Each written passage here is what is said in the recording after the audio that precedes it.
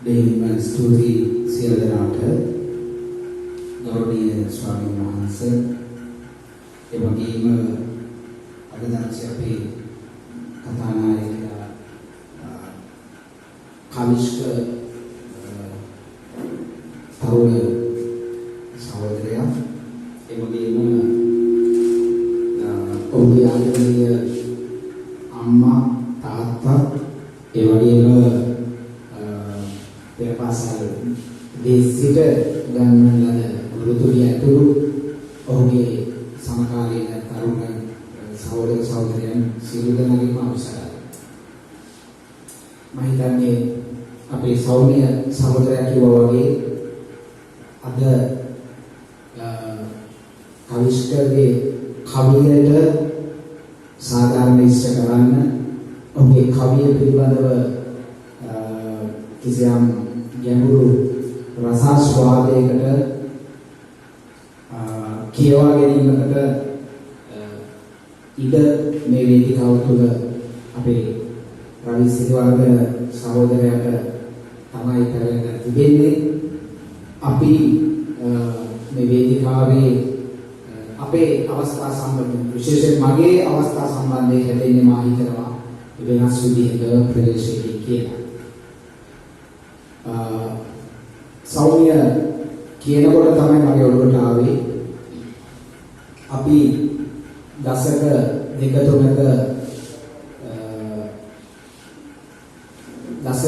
තුනක විනාශකම් සහිත සමාජය අධ්‍යයන සහිත නිර්මාණකරු පිරිස. රවි සහෝදරයාත් මමත් 70 දශකයේ මැද භාගයේ එනකොට මම අපේ සෞම්‍යලා 80 දශකයේ මැද භාගයේ එනකොට මේ අලුත් පරම්පරාව කවිෂ්කලා 90 දශකයේ මැද හරියට එනවා. එතකොට අපේ සමාජ දේශපාලනික පරිසරය සාහිත්‍ය කලාව ඇතුලේ ලෝක ඕනෑම යුගයක සමාජයේ තාක්ෂණික මෙවලම් තාක්ෂණික ජයග්‍රහණ සමාජ සංවර්ධනයේ ජයග්‍රහණ නව තත්වයන්ට පරිවර්තනය වෙනකොට අපේ ආකාර සිතුම් පැතුම් අපේ කලාකෘති පරිශීලනය කරන ක්‍රමවේදයන්ගේ සිට අදහස් සිතුම් පැතුම් සියල්ල අලුත් වෙනවා නැවුම් වෙනවා. ඒවා රස විඳින ක්‍රමවේදය සෞම්‍ය කිව්වා වගේ වෙනස් වෙනවා. හැබැයි ඒවා ඇතැම් විට කලාකෘති දහස් ගණනින් කොපි පිටපත් බවට පත් වෙන ලෝකේ පුරා බෙදා හැරෙන යුගයක් බවට මේ ඩිජිටල් ප්ලැට්ෆෝම් එක තුළ ගොඩනැගිලා තිබෙනවා. මට මේ උඩුමහල් ශාලාවට එනකොට පඩිපෙළ නගිනකොට මට මතක් වුණේ පහුගිය දවසක අවසන් වෙච්ච හිරුස්ටා වැඩසටහන නැත්නම් තරු තෝරන වැඩසටහනක ඔය වගේ පඩිපෙළක් ආවේශ සිදු වෙච්ච සිද්ධියක්. මම දැක්කේ මේ කවි පොතක දොරට වැටුමට එනකොට පපර බෑග් ගහලා තරුණ කොල්ලෝ කියන උපාලයා නටලා ආදර ගන්නවා මම දැක්කේ. ඒ වගේම ඒ උත්සවයට එන තරුතෝරණ මංගල්‍යයට එන නෑදෑයෝ අම්මලා තාත්තලා හරියට විලින්නයකට වගේ දිලිසෙන විවිධ විලාසිතාවන්ගෙන් සැදී පැහැදිලා උද්‍යෝගී ඉන්නවා මම දැක්කේ. මෙතන මේ මූණ දිහා බලනකොට මට පේන්නේ ඒ තරුතෝරණ තරගයක තියෙන විලාසය, ඇස්වල තියෙන කකියන උද්වේගකර හැඟීම් උනන්දුව. මම දැක්කා ඔය තලවතුගොඩ එහා තමයි හිරුස්ටා වැඩසටහන තියෙන මහා ශබ්දාගාරය තිබෙන්නේ පාරයිනේ. අවසාන වරේට තමන්ගේ සගේ තේරෙනකොට එළියේ මල් වෙලි දාලා රතිඤ්ඤා දාලා කොරෝනා අස්සේ එළියේ පපර බෑන් ගහලා නටන තාරුණ්‍ය සහිත සමාජයක තමයි එවැනි පරම්පරාවක වෙනස් සලකුණක් තබන්නට තමයි මා හිතනවා කවිශ්කලා මේ කවි ලියන්නේ. ඒ නිසා සුවාසු දහසක් කාරකා අතර අපට මේ එක් පුංචි තරුවක් ඒ තාරුකා දසදහසකට වැඩිය වටින්නේ මේ තරු මහ පොළොවේ පිපෙන නිසා.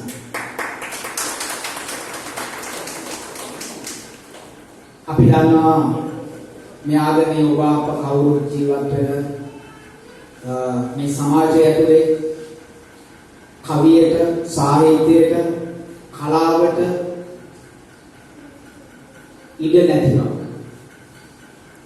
මේකේ පෙරවද මම කියව මට කියලා මධ්‍යම රාත්‍රියේ තමයි තරුණ නවරැලි අපේ අංජන සහෝදරයා අපි මේක ලැබුණේ මොකද ඒකේ පොඩි සිද්ධියක් තියෙනවා. මොකද PDF එකක් මට එවුවා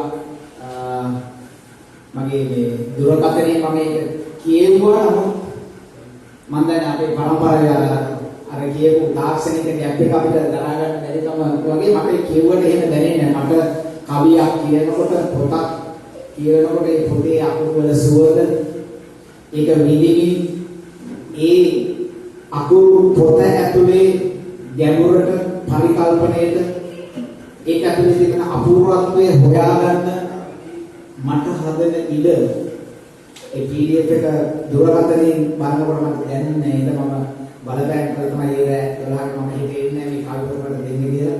අද උදේ තමයි කවි ටික කියවගත්තේ. ඒ අර පරම්පරාවක් එක ඉඳන් අපි හුරු වෙන්න ඕනේ එකට අපි ඩිජිටල් ප්ලැට්ෆෝම් එක ඇතුලේ අලුත් වෙන්න කියවන්න ඉතින් ඒ නිසා එකක් තමයි මේ හැන්දෑව අපි මේ ගත කරන කෞෂ්කගේ අවසානයේ පසුවද කවි පොත පිළිබඳව දොරටු වැඩුම එළිදැක්වීම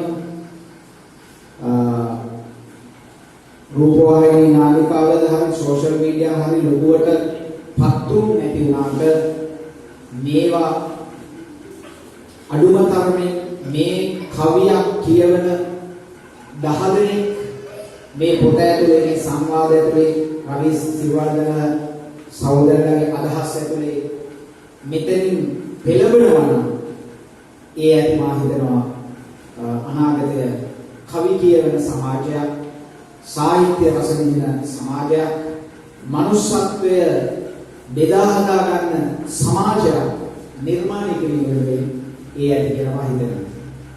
තව පැත්තකින් මේකේ විශේෂත්වයක් තිබෙනවා.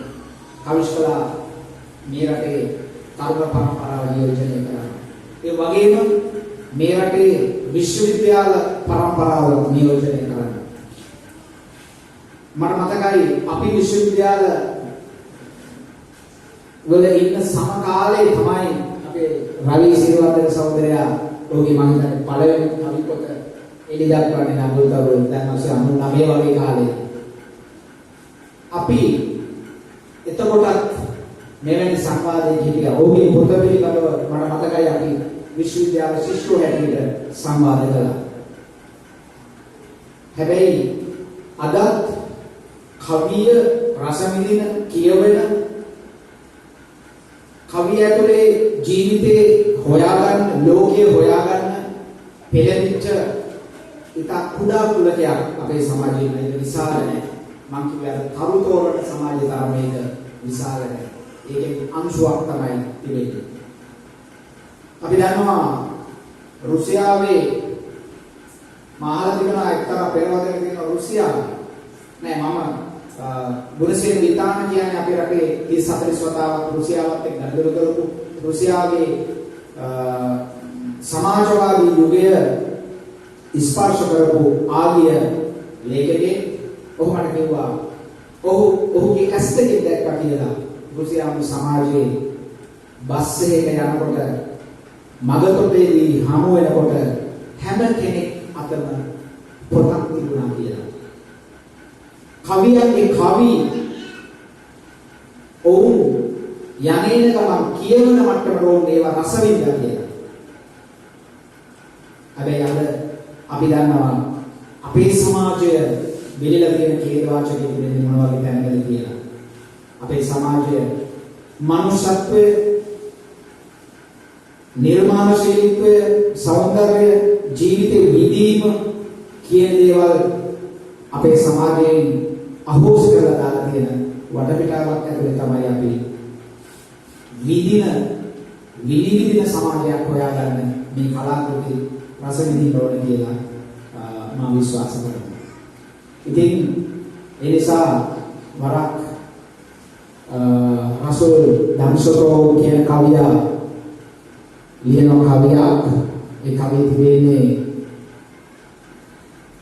ලේ ගලන රෝගියෙකු සිටිනම් රුධිරය අවසි වහා කැඳවන්න කවියෙකුගේ රුධිරය ගැලපී නැනවින් කියලා. ලේ ගලන රෝගියෙක් ඉන්නවා නම් රුධිරය අවශ්‍ය. අපි දන්නවා වෛද්‍ය විද්‍යාත්මකව නම් ඕනෑම ලේයක් ගැලපෙන්නේ නැති බව. ලේ ගැලපෙන්න ඕනේ ලේ දෙන්න. හැබැයි ලේ ගලන තුවාලයක් සහිත මිනිසෙක් ඉන්නවා නම් කැඳවන්න කියලා කියනවා කවියෙක්. ඇයි කවියෙක් කැඳවන්න ඕන කියලා කියන්නේ? කවියෙක්ගේ රුධිරය ගැලපෙයි නැනවින් කියලා කියන්නේ ඔහු සැබවින්ම මනුෂ්‍යත්වයෙන් පිරුණු ඉතා පිරිසිදු සමාජය මනුෂ්‍යත්වයේ ගුණ සුවඳ වපුරන මේ සමාජයට අවඩක් නොකරන වඩා හොඳ යහපත් මිනිසෙක් කවියා තුළින් මහා දැක්මක් සහිත මිනිසෙක් කවියා තුළින් නිර්මාණශීලී සෞන්දර්යාත්මකව මිනිසෙක් බිහිවෙනවා. විශේෂයෙන්ම කලාකරුවා තුළින් ඒ තමයි අපි කියවන්නේ තියෙන්නේ. හැබැයි අපි දන්නවා අපේ මුළු මහත් සමාජයේ මැද ලේ ගලන තුවාලයක් බවට පත් වෙලා තිබෙනවා. ආදරය මනුෂ්‍යත්වයේ වෙනුවට වෛරය, පරිගැනීම සහ ආත්මාර්ථකාමීත්වය වපුරන ලද සමාජයක් අපි හම්බ තිබෙනවා. ඒ නිසා තමයි ආදරය බීකේස් වල ඉදිලා යන්නේ. ඒ නිසා තමයි ආදරය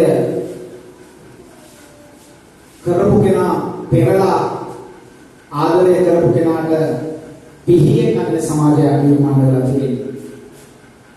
කලාව ඕන වෙන්නේ මෙන්න මෙතනදී තමයි කලාව ඕන වෙන්නේ මිනිස් සමාජයකට. මේ ලේ ගලන හදවතක් සහිත සමාජයක වඩා හොඳ මනුස්සත්වය වපුරන ආදරය වපුරන සමාජයක් වෙනුවෙන් මිනිසෙක් නිර්මාණය කිරීමේ කාර්යභාරයක් කලාවට පැවරෙනවා. ඒක කවියද, වේදිකාවද, සිනමාවද, ටෙලිනාට්‍යද, චිත්‍රයද කියලා වෙනසක් නැතුව දෙන්නට ඕන. හැබැයි අපි දන්නා අපේ ජීවත් වෙන සමාජය ඇතුලේ ප්‍රහර්ෂයට නගන්නේ එවැනි මනුස්සත්වය අවදි කරන ජීවිතයේ සෞන්දර්යය, ජීවිතයේ වසන්තය පෙන්නන මිනිසුන්ගේ ජීවිත ඇතුලේ කැකෑරෙන පීඩනය, වේදනාව සෞන්දර්යාත්මකව ප්‍රතිනිර්මාණය කරන කාලවකවානුවක් අපහම වෙනවා. අපි දන්නවා සෞන්දර්යය කියවා වගේ මෙගා ටෙලිනාට්‍ය රැල්ල ඇතුලේ කුමක්ද මේ කොටස් වලට කැබලි කරමින් අලෙවි කරන්නේ. මෙගා ටෙලිනාට්‍ය ඇතුලේ ඔබේ අපේ ජීවිතවල පුරුරහ වේදනාව, පීඩනය කොටස් කරලා පොඩි කොටස් වලට දාලා ඒ මැද විශාල ඇඩ් ප්‍රමාණයක් දාලා views වැඩි කරගෙන සමාජගත කරනවා. ඒවා තුලින් මිනිසෙක් සමාජයක් අලුත් විදිහකට හිතන්න, මනුෂ්‍යත්වය වැළඳ ගන්න තැනකට පරිවර්තනය කරනවට වඩා බොහෝ දුරට ඒව ඇතුලේ නැවත සමාජයට වැරදි ඉඟි වැරදි ආදර්ශ දෙන මහා ජනප්‍රිය ධාරාවේ භාවිතාවන් තමයි තිබෙන්නේ. ඒ අතර තමයි සාහිත්‍ය කලාව මම හිතන්නේ ඒක වෙන් කරලා ගන්න බෑ. සමාජයක් හැටියට අප ජීවත් වෙන සමාජයේ මේක මම දැක්ක පෙරවදනේ සෞන්දර්යයක උදට ලියලා තිබුණා. 80 දශකයේ වෙනකොට 77 එන විවෘත ආර්ථිකය ඇතුලේ අපේ සමාජය කන පිට පෙරලෙනවා. ඒ සමාජය ඇතුලේ සාහිත්‍ය කලාව ඉතිහාසය නිර්මාණශීලීත්වය වෙනුවට තරගය ආත්මාර්ථකාමීත්වය සහ මුදල් හෙවීම සමාජ පරමාදර්ශය බවට පත් කරන සමාජයක් නිර්මාණය වෙන්න පටන් ගන්නවා. ඒකේ කිසියම් සංකීර්ණමය අවස්ථාවක තමයි ඔබ අප මේ සමාජයේ ගෙවා දමමින් තිබෙන්නේ. ඒ නිසා යුද්ධය නැති වුණත් ගෙදරින් එළියට බහින දියණිය අම්මා හෝ තාත්තා තරුණයා නැවත ගෙදරට එනතුරු මරණ බියක් කොයි මොහොතේ අස්වාභාවික මරණයකට ගොදුරු වෙනවද කියන අනියත බියක වෙලනරද සමාජයක තමයි අපිට ජීවත් වෙන්න සිද්ධ වෙලා තිබෙන්නේ. ඒ නිසා මම ගොඩක් කතා කරන්නේ නැහැ මොකද රවි සහෝදරයාගේ දේශනේ ඉඳලා හදන්න ඕන නිසා. ඒ නිසා මට මේ කවි පොත ඇතුලේ සෑහෙන වෙලාවක් කතා කරන්න පුළුවන් කවි ගොඩක් මට අහු වුණා. ඔහුගේ කවියට අහු වෙන්නේ ඒ කවිශ්වරගේ පරම්පරාවේ සමකාලීන තාරුණ්‍යයේ අදහසට එහා ගිය වෙන දැක්මක් සහිත හදවතක් ඔහුගේ මෝදු වෙමින් එන බව මේ කවිය ඇතුලේ මට පෙනුණා. කවි කීපයක් තිබෙනවා මට එහෙම දැනෙච්ච වෙනස් විදියට දැනෙච්ච ඒවා කියවන වෙලාවක් නැහැ මොකද වෙලාව යන නිසා. එකක් දෝණියේ කියන කවි පන්තිය ඇස් නොපෙනෙන තමන්ගේ දයාබර දියණියට තාත්තා කෙනෙක් දෙන අවවාදයක් මට මතක් වුණේ මේ කවි පන්තිය කියනකොට අපි අපේ යුගයේ පාසල ඉගෙන ගත්ත සුදෝසුදු කියන කවි පන්තිය. හැබැයි සුදෝසුදු බීගෙච්ච යුගයේ ඉඳලා අද අප පය ගහලා ඉන්න සමාජයේ දක්වා එනකොට ඊට වැඩිය ලෝකීය සමාජය වෙනස් වෙලා තිබෙනවා. එය මනවින් මේ අදහස් කරන්නේ මේ කවිය ඇතුලේ එළගස්වා තිබෙනවා. මට පෙනෙන ලෝකයේ ඇතත් විසිතුරු පාට කළු පාට විතරමයි තියෙන්නේ මහරයට. මගේ දුවට පේන්නේ හැමදාම මේ පාට කවුරුවත් නොකියුවට ලස්සනයි මහරයට. රතු පාට ඇස් තියෙන රකුසෝ පිළිලා බොහොම සුදු පාට ඇඳගත්තු බිල්ලෝ දැන් හැමතැනම සමනරුන් වෙස්ගත් අමනුස්ස මනුසත්තු නොදකිනා එක තමයි පින කලින් කරගත්තු. හිරු නැගේ හැමදාම එළිය දෙන්නට ලොවට මගේ දුවේ දන්නවද ඒ ඉරට ඇස් නොමැත. දවසකදී ජීවිතේ හැකි වුණොත් ඔය හිතට එළියේදී වන්දුවේ ඇස් අන්ධ ලෝකයට.